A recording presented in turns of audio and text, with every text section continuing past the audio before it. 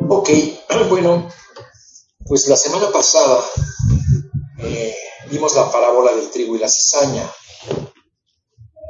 Y la idea de las enseñanzas de las parábolas, lo mismo que todas las enseñanzas de la Biblia, es irlas sumando, ¿verdad? Es ir haciendo un acopio de doctrina, que finalmente esa es la intención de la Biblia, que vayamos entendiendo y armando todo lo que es el mensaje de Dios que está escrito en la palabra. En este caso, si sumamos, por ejemplo, la enseñanza de la parábola del sembrador y del trigo y la cizaña, pues veremos que Dios siembra la semilla de la palabra de Dios en los campos del mundo. Y de la buena tierra, pues sale un fruto, ¿verdad? Que veíamos que la Biblia le llama el trigo, que son los hijos de Dios. En los mismos campos, Satanás siembra la cizaña, que son sus hijos.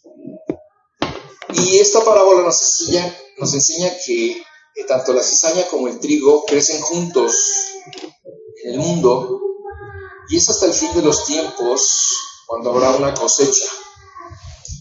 En esa cosecha dice lo que estudiamos, que la cizaña será arrojada al fuego y el trigo entrará al reino de su Padre, al reino de Dios.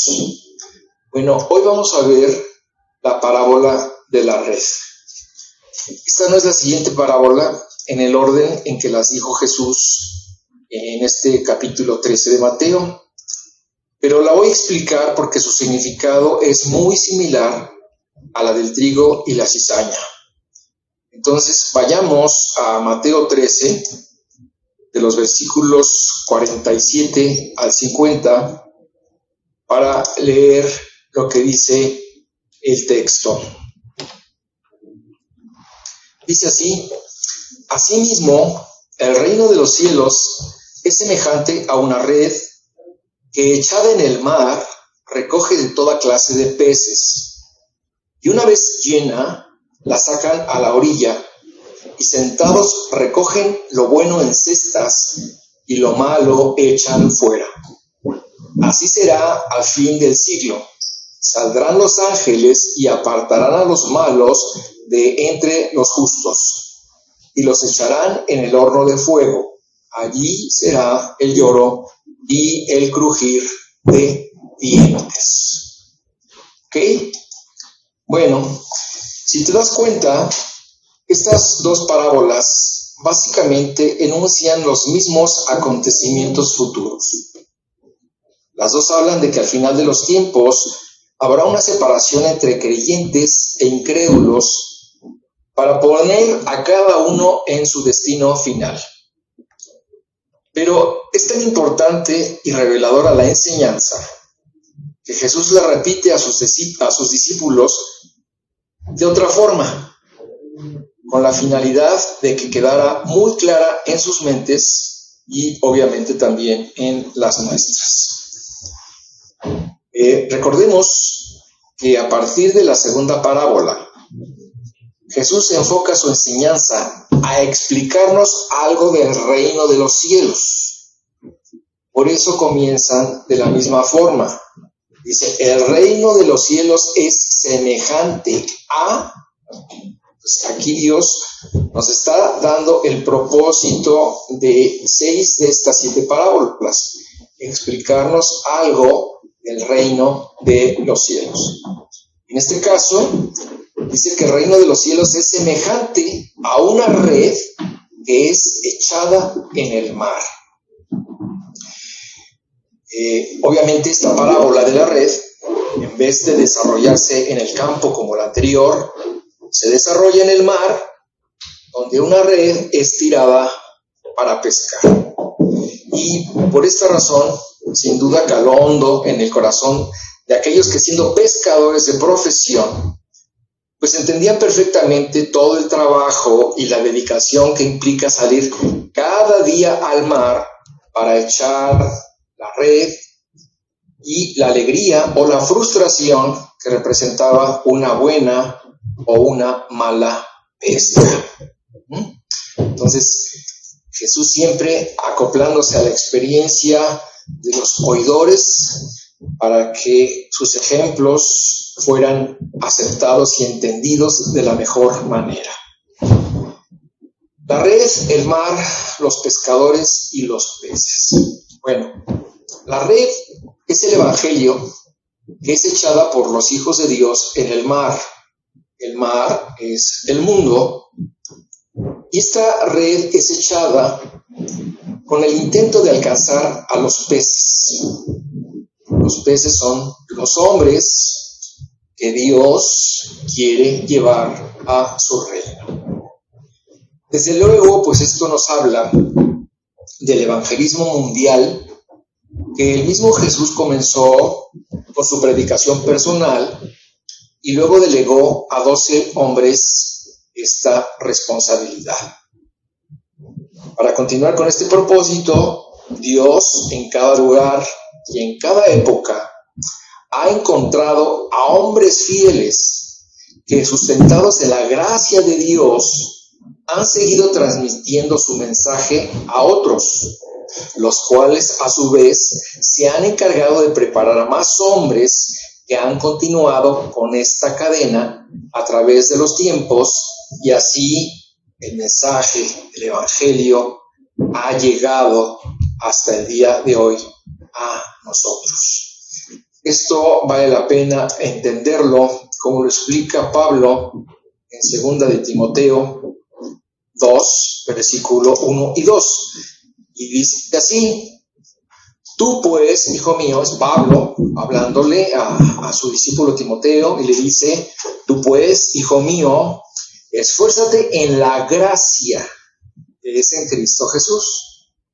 Lo que has oído de mí ante muchos testigos, esto encarga a hombres fieles que sean idóneos para enseñar también a otros. Entonces, aquí vemos precisamente la instrucción que ha ido corriendo a través de los años con este esfuerzo de predicar el Evangelio. Bien, esta parábola nos enseña que en el intento de ganar a todos los peces para Cristo, muchos peces malos lograrán colarse con los buenos. Entre estos pueden estar también los simuladores de la vida cristiana, que tienen, como dice la Biblia, apariencia de piedad, pero que niegan la eficacia de esta. Los ángeles. Bueno, así como la cizaña crece junto al trigo hasta la cosecha, los peces malos conviven con los buenos, y solo hasta el fin de los tiempos se sabrá quién es quién. Esta es la enseñanza común en estas dos parábolas. Claro, en esta parábola se habla del día en que la red, una vez llena, será levantada y sacada a la orilla, y entonces se recogerán toda clase de peces, y sentados, dice el versículo que leímos, y sentados los ángeles recogerán lo bueno en cestas y lo malo lo desecharán. Bueno, en el versículo 49 de aquí de Mateo 13, dice: así será al fin del siglo. Saldrán los ángeles del cielo y apartarán a los malos de entre los buenos. Fíjate que aquí hay una expresión muy importante que hay que tomar en cuenta. Dice Dios en este versículo que así será al final del siglo. No dijo probablemente será. Tampoco dijo esto dependerá de tal o cual cosa. No. Dios dijo así será. y así será. Nadie lo va a estorbar, ni nadie lo va a impedir. Esto no es algo negociable, ni es algo que vaya a depender de ciertas circunstancias. Cuando Dios lo determine al final del siglo, así será. Muchas veces hemos platicado acerca de esto, ¿verdad? Acerca del fin de los tiempos, de cuándo vendrán, de qué tan cerca están. Nosotros no podemos evitar las cosas que están escritas en la Biblia. Ya están decretadas. Dios ha determinado que las cosas terminen un día. Nosotros no podemos orar para que estas cosas no se lleven a cabo, porque dice Dios que así será al fin del siglo. Lo que podemos hacer es orar para que las cosas se sigan deteniendo, para que Dios en su misericordia prolongue este tiempo de gracia que nos ha dado, para que las personas lo conozcan. Pero sin duda es un hecho que nadie sabe el día ni la hora cuando sucederá todo esto. Por eso Jesús dijo más adelante: velad pues, porque no sabéis el día ni la hora en que el Hijo del Hombre, Jesucristo, ha de venir. Entonces, aquí Jesús nos manda a velar, a estar atentos, no para tratar de adivinar o especular el día de su venida, sino para que nuestra vida no sea sorprendida haciendo cosas que no le agradan a Dios, sino todo lo contrario, ¿verdad? Como finalmente lo recomienda el apóstol Pedro en 2 de Pedro 3:14.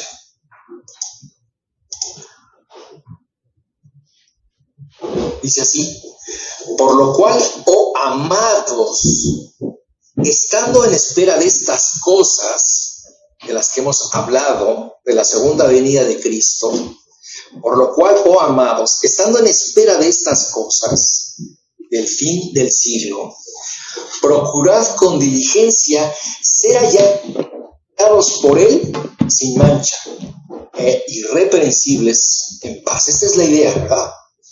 No estar tratando de especular el día de la venida de Cristo, sino estar velando para ser hallados por Él el día que Él venga, sin mancha e irreprensibles en paz. Ok, bueno, si de algo podemos estar seguros por todas las cosas que la Biblia nos revela, es que un día los hombres serán separados, ya sea para entrar al reino de Dios o para ser llevados a juicio. En este juicio, como lo describe la Biblia, estará el Señor Jesucristo.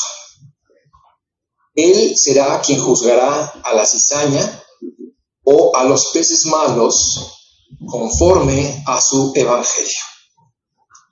Juan explica también esta verdad y dice que un día todos los hombres resucitarán para ser llevados ante Dios, y aclara que unos resucitarán para vida y otros para condenación, como lo vimos en nuestro estudio de Juan y que está en Juan 5:29.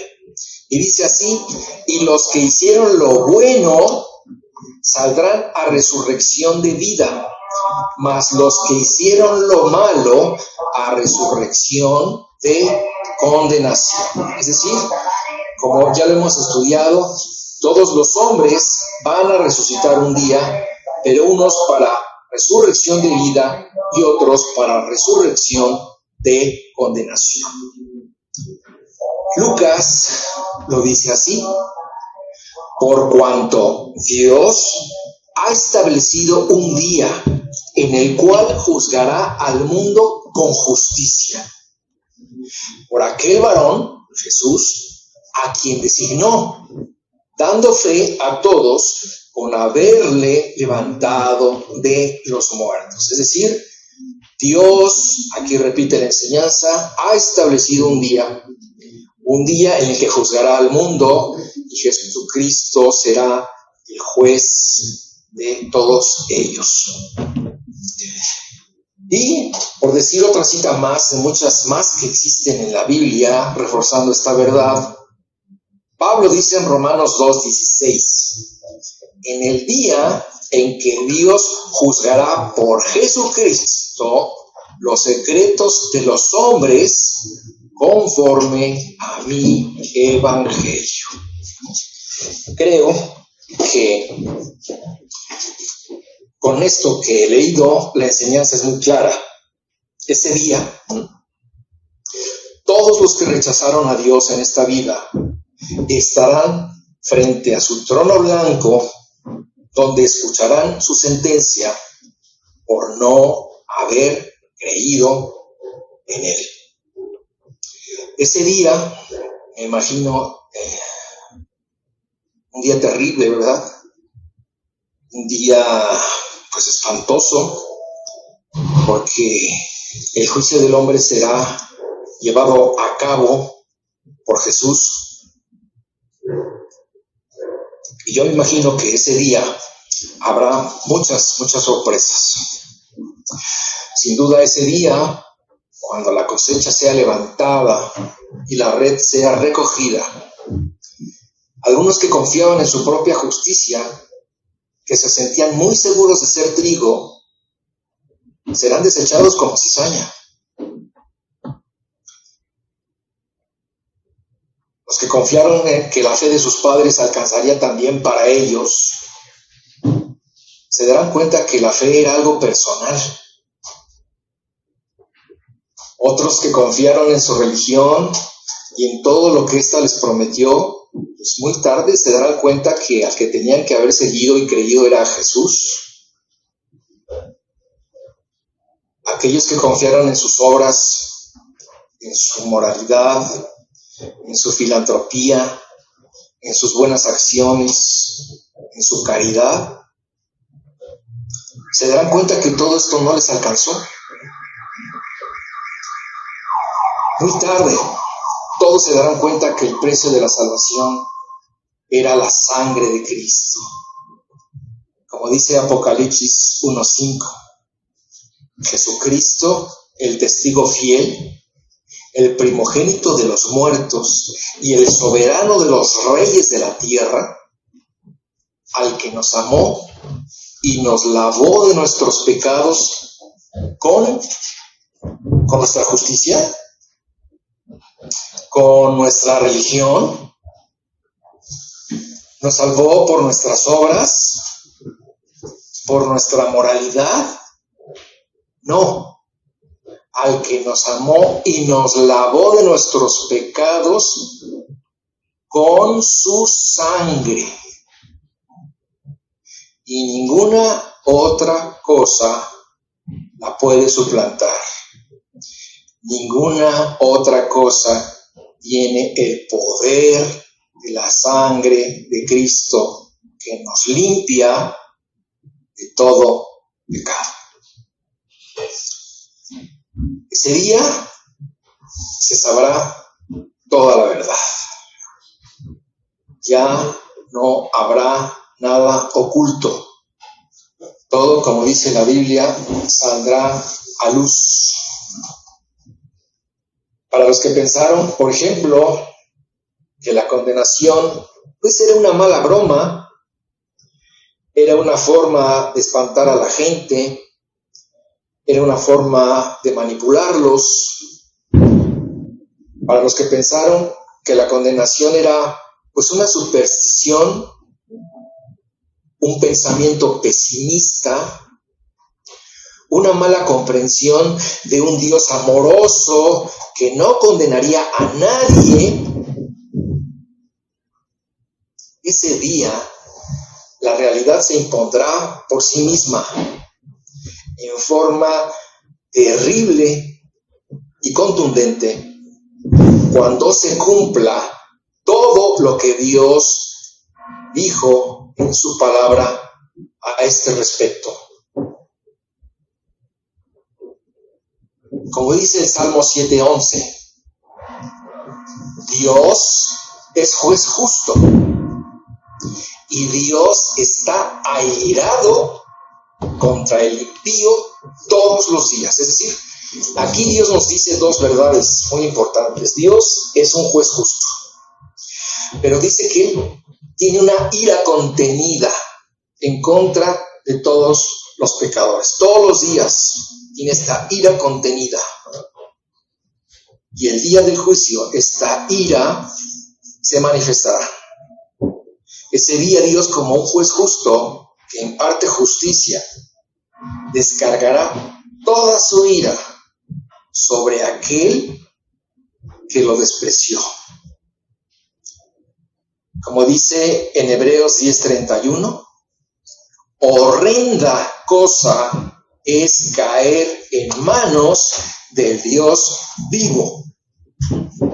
Horrenda cosa es caer en manos del Dios vivo.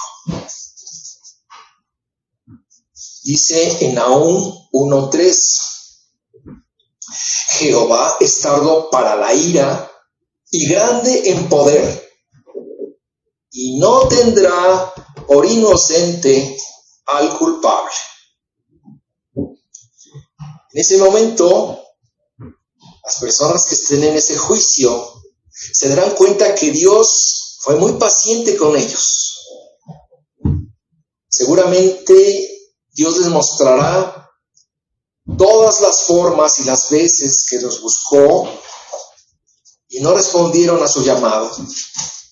Se darán cuenta de la paciencia que tuvo ante su incredulidad y su indiferencia. Pero llegó el día de presentarse ante el juez. Y Dios no es un juez corrupto.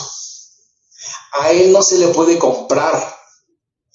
Si hay alguien que sea culpable, no será declarado inocente. Él no se va a hacer de la vista gorda ni va a hacer como si no hubiera pasado nada.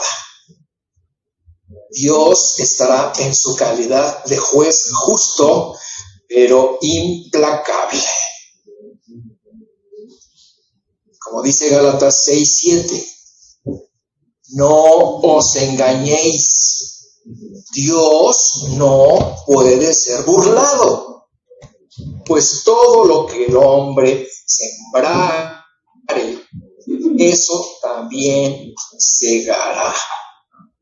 ¿Cuántas veces la vida de las personas niega este principio de vida? Todo lo que el hombre siembra, eso cosecha. Si no lo cosecha en la tierra, lo cosechará en el día del juicio. Para todos aquellos que crean que se han salido con la suya, porque tal vez burlaron la justicia humana, ese día serán enfrentados con sus pecados y sabrán que de Dios nadie se puede burlar. Como dice en Eclesiastés 12:14, porque Dios traerá toda obra a juicio, juntamente con toda cosa encubierta, sea buena o sea mala. Para Dios no existe la palabra secreto. Para Dios no existe la palabra oculto o encubierto. Él lo sabe todo y lo sabe todo de ti. Y ese día sacará a la luz los secretos más guardados, los secretos más íntimos del hombre. Aquellos que creíste que te habías llevado a la tumba, Dios los sacará para ser juzgados. Y es aquí donde vemos las dos caras de Dios. Así como hemos explicado que Dios es amor, Dios también es justicia. Y así como muchas veces hemos explicado que Dios le dio un tiempo para la salvación, Dios le dará también un tiempo para el juicio. ¿Cuándo fue el tiempo de la salvación? Ahora. Ahora es el tiempo de la salvación. El tiempo en el que Dios le está ofreciendo a todos los hombres la posibilidad de reconciliarse con Dios. Porque Dios se va a manifestar de dos formas. La Biblia habla de dos venidas de Cristo. La primera venida de Cristo fue hace más de 2000 años. En esa primera venida Jesús vino en un carácter ¿de qué? De Cordero. Vino en su calidad de Salvador. Y está poniendo al alcance de todos los hombres la salvación. Pero la segunda venida de Cristo vendrá en un carácter de juez, de rey. Y entonces vendrá a juzgar a todos los hombres que rechazaron a Dios en su calidad del Cordero de Dios que quita los pecados del mundo.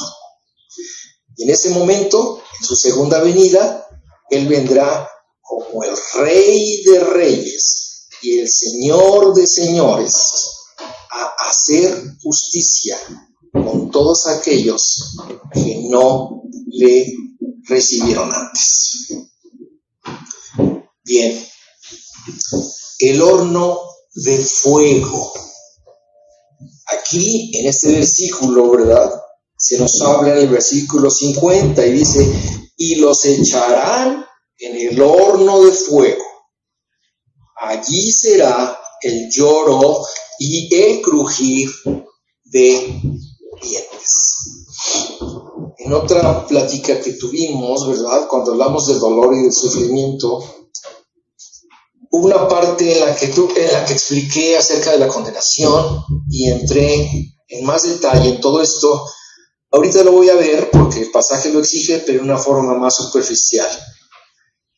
Dice aquí que el destino de los desechados será el horno de fuego. Esto es el infierno. Híjole, cuando hablamos del infierno, se tornan las cosas muy difíciles. Algunos quisieran arrancar de la Biblia todas las hojas que hablan del infierno. Pero si lo hicieran, se quedarían con una Biblia muy delgada.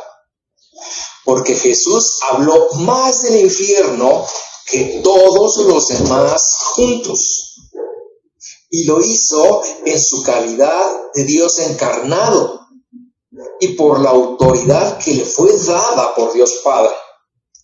Autoridad que nadie más podía tener. Bien, el infierno aparece como una realidad constante a lo largo de toda la Biblia. Se puede seguir un hilo conductor desde Génesis hasta Apocalipsis sobre este tema.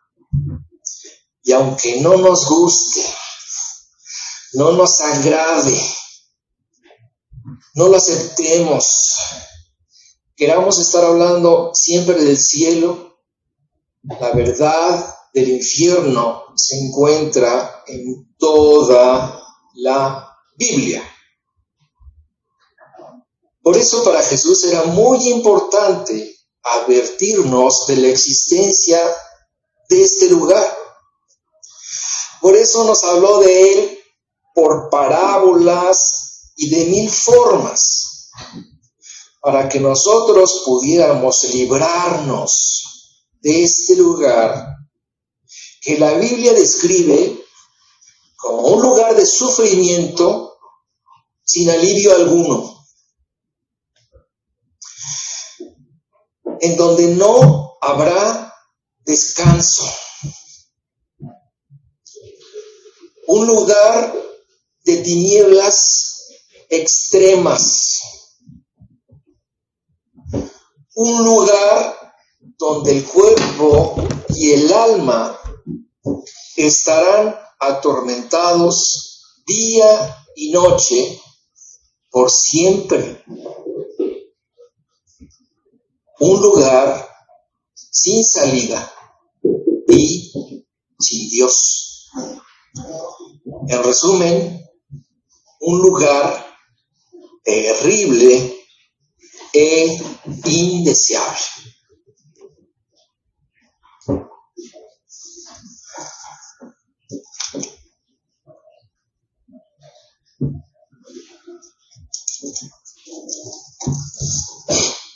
En una fuerte discusión con escribas y fariseos, Jesús les empezó a dar una lista de todos los pecados que habían cometido. Y en esta terrible plática que nosotros podemos ver en Mateo 23, vemos que Jesús les dijo a estas personas hipócritas, insensatos, necios, ciegos, guías de ciegos, serpientes y generación de víboras. Después de enfrentarlos a sus pecados, les preguntó: ¿cómo escaparéis de la condenación del infierno? Es decir, primero les dio a entender que por todo lo que habían hecho, ya estaban dentro del infierno. Y luego les preguntó cómo le iban a hacer para escapar de allí. ¿Sabes por qué Jesús les dijo todo esto? Porque quiso darle una sacudida a su conciencia para que pudieran reconocer lo que eran, para que aceptaran lo que habían hecho y de esta forma se dieran cuenta de la gravedad de su situación. De la misma forma, Dios tiene la lista de cada uno de tus pecados. Si en este momento Dios te dijera cuáles son tus pecados, ¿a poco los podrías negar? Porque como ya vimos antes, Él conoce cada detalle de tu vida. Un hecho seguro. Si algo podemos aprender de esta parábola, es que sin duda, un día Dios apartará a los malos de entre los justos y los echará en el horno de fuego. Allí será el lloro y el crujir de dientes. Así será al final del siglo.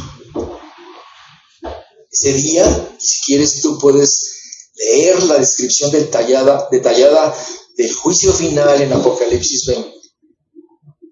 Dice que ese día Dios abrirá el libro de la vida de todos los que estén allí. Dios lleva el libro de cada una de nuestras vidas. Y ese día lo abrirá para leer los pecados que cometieron. Y a partir de lo que digan esos libros, dictará la sentencia que cada uno se merece. Dios sacará su ley y te demostrará el día y la hora en que faltaste a cada uno de sus mandamientos. Te dirá el día que blasfemaste su nombre, el día que mentiste, que robaste, que mataste, que adulteraste, que codiciaste, ya sea que lo hayas hecho físicamente o en tu corazón. Ese día Dios tendrá toda la evidencia en tu contra. Por eso no habrá discusión, ni alegatos, ni apelación alguna. Todo aquel que comparezca ante este juicio estará ahí para oír el grado de castigo que recibirá en el infierno. Hoy tengo que hacerte la misma pregunta que Jesús le hizo a esos fariseos incrédulos. ¿Cómo escaparás de la condenación del infierno? Yo sé que muchas personas ya han oído este mensaje, pero quiero enfocarme a aquellas personas que quizás lo han oído pero no lo han entendido. O quizás lo han entendido pero no han actuado en consecuencia. O tal vez seas de las personas que para ti este mensaje es algo nuevo. No sé cuál sea tu condición, pero la pregunta sigue siendo la misma. ¿Cómo escaparás de la condenación del infierno? Quiero decirte una cosa. La Biblia dice claramente que nadie puede escapar de la condenación del infierno por sus propios medios. Para que tú pudieras escapar por tus propios méritos, tendrías que vivir una vida perfecta y sin pecado. Algo que nadie puede hacer. Porque todos en algún momento de nuestra vida hemos pecado. Hemos infringido uno o varios mandamientos de la ley de Dios. Por esta razón, un día Dios decidió ponerle remedio a esta situación de desamparo humano y mandó a su Hijo Jesucristo al mundo. ¿Y para qué vino Jesús? Básicamente, la Biblia explica que Él vino a salvar a la humanidad. ¿Sí? Jesús vivió una vida perfecta y sin pecado. Y representando a toda la humanidad, fue juzgado por Dios en una cruz. En ella, Él pagó por todo el pecado humano, como dice Juan 3:16. Porque de tal manera amó Dios al mundo que ha dado a su Hijo único, Jesús, para que todo aquel que en Él cree no se pierda, mas tenga vida eterna. Literalmente, Él se puso en tu lugar para sufrir el infierno que merecías sufrir tú. En esa cruz, Jesús representó a la humanidad y pagó por ella. Como dice 1 Pedro 2:24, Jesucristo, quien llevó Él mismo nuestros pecados en su cuerpo sobre el madero, la cruz, para que nosotros, estando muertos a los pecados, vivamos a la justicia y por cuya herida fuisteis sanados. Solo Jesús, siendo Dios, podía rescatar a la humanidad de la condenación. ¿Te das cuenta? Nunca ha existido, ni existirá jamás alguien que esté calificado para hacer lo que Jesús hizo. Solo Él le pudo dar al hombre la salida a su situación condenatoria. Cualquier persona que quisiera salvarse por mérito propio tendría que ser como Jesús y hacer lo que Jesús hizo. lo cual es imposible para cualquier ser humano. Por eso, para escapar de la condenación del infierno, necesitas acudir a Jesús, el cual es presentado en la Biblia como el Salvador del mundo. Así se lo explicó el ángel del Señor a José, el padre de Jesús, cuando le dijo: y María dará a luz un hijo, y llamará su nombre Jesús, porque él salvará a su pueblo de sus pecados. ¿Está claro? Tú no necesitas otra cosa, ni a nadie más, porque Jesús es el suficiente y el único Salvador. Lo que tú necesitas para escapar de la condenación, Dios lo proveyó en Jesús.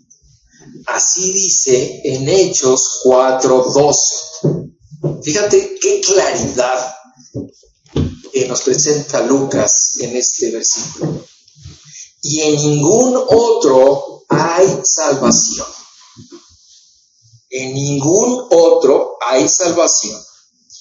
Porque no hay otro nombre bajo el cielo dado a los hombres en que podamos ser salvos. No hay otra forma, no hay otro nombre dado a los hombres a través del cual nos podamos salvar. Finalmente, Jesús fue juzgado en tu lugar y pagó la sentencia que había sido dictada en tu contra. De tal forma que ella ya lo hizo todo. Y dice la Biblia que Dios aprobó y aceptó todo lo que Jesús hizo por ti. Ahora, lo que a ti te toca hacer para ser librado del juicio y de la condenación es aceptar, creer y confiar en lo que Jesús hizo por ti en esa cruz. Es como si tú estando, por ejemplo, en un alto grado de enfermedad y pobreza, de pronto fueras notificado de haber recibido una gran herencia. En todo momento estarías en libertad de hacer dos cosas: rechazarla o aceptarla. Si la rechazaras, pues seguirías como estabas antes, no pasa nada.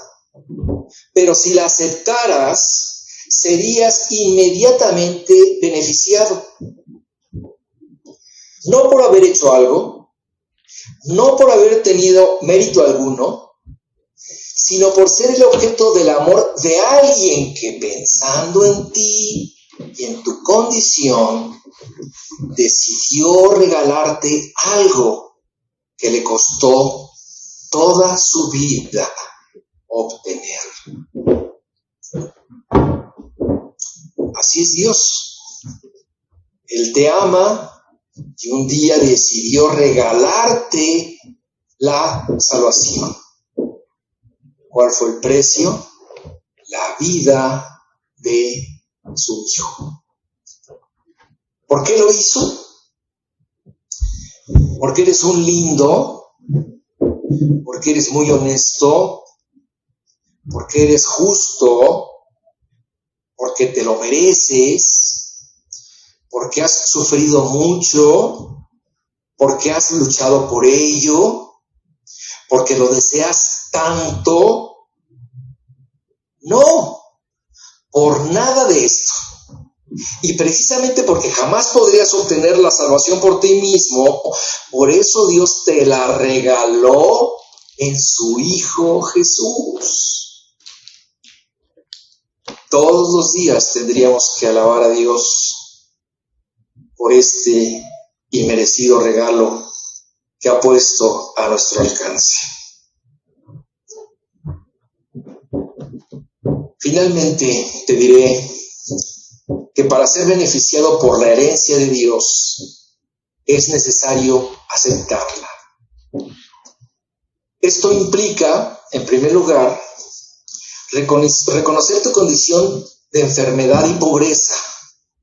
Esto es, reconocer ante Dios que eres un pecador que no merece más que la condenación.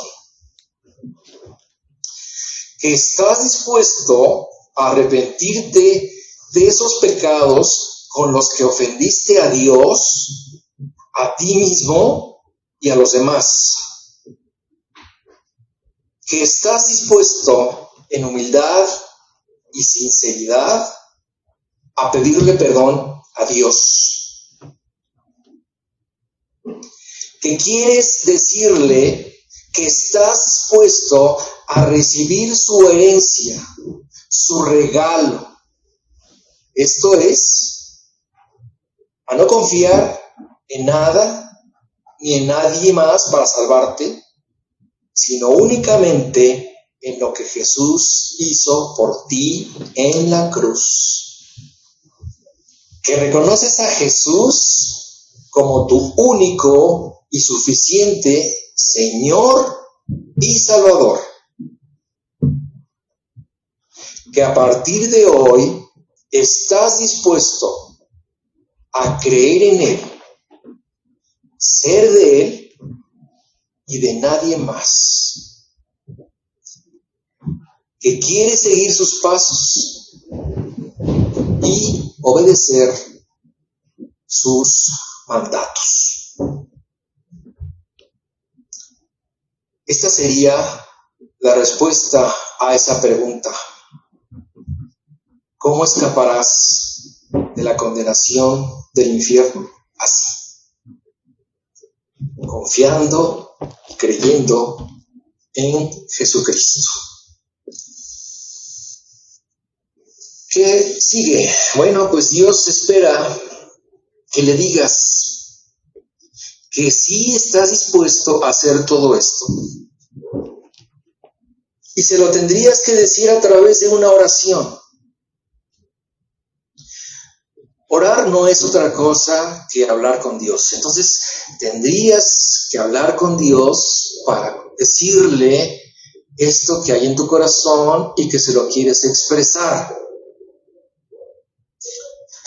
Si tú quieres, pues tú puedes orar conmigo en este momento. Si lo prefieres hacer en forma privada, pues hazlo. Pero no dejes pasar más tiempo. Nadie tiene la vida comprada. Solo quiero aclararte que para que tu oración sea eficaz, para que llegue a los oídos de Dios, debe reflejar el deseo de un corazón arrepentido y humillado. Si no es así, si tu corazón no está en esta condición, entonces no estás listo todavía. Cuando hayas pensado en esto, lo desees y estés listo, entonces lo puedes hacer. Y te aseguro que Dios estará esperando tu oración con los brazos abiertos. Finalmente, para aquellos que quisieran orar en este momento para decirle a Dios que están dispuestos a creer en Él y que están dispuestos para ser perdonados y entregarle su vida, pues voy a orar. Quiero pedirte que tú me sigas en esta oración. No necesitas repetir nada en voz alta, simplemente repítelo desde el fondo de tu corazón y recuerda que esta oración no la estás haciendo a nadie más que a Dios. Entonces, vamos a orar. Bendito Padre, esta mañana me estoy dando cuenta que tú me estás buscando y que me quieres beneficiar, Dios. Has puesto ante la mesa mi condición de pecador y yo la acepto. Acepto que he pecado contra el cielo y contra ti. Y bendito Dios, yo quiero pedirte perdón por todos mis pecados. Quiero reconocerlos y decirte que me arrepiento de todos ellos. En este momento también me doy cuenta que solo en ti está la salvación. Y me doy cuenta que tú hiciste todo lo que yo no pude hacer en la cruz del Calvario. En ella tú pagaste lo que yo debía. Y en estos momentos, Dios, yo acepto ese pago y lo quiero imputar a mi cuenta. Quiero que me beneficie, Padre. Creo que tú lo hiciste por amor a mí en esa cruz. En este momento quiero entregarte mi vida y quiero, Padre, sobre todo, reconciliarme contigo y pedirte que entres a mi vida. A partir de este momento quiero andar junto a ti y quiero que al final de mis días me lleves contigo, Señor. Gracias por esta oportunidad que me das y todo esto te lo pido en los méritos de Cristo Jesús. Amén.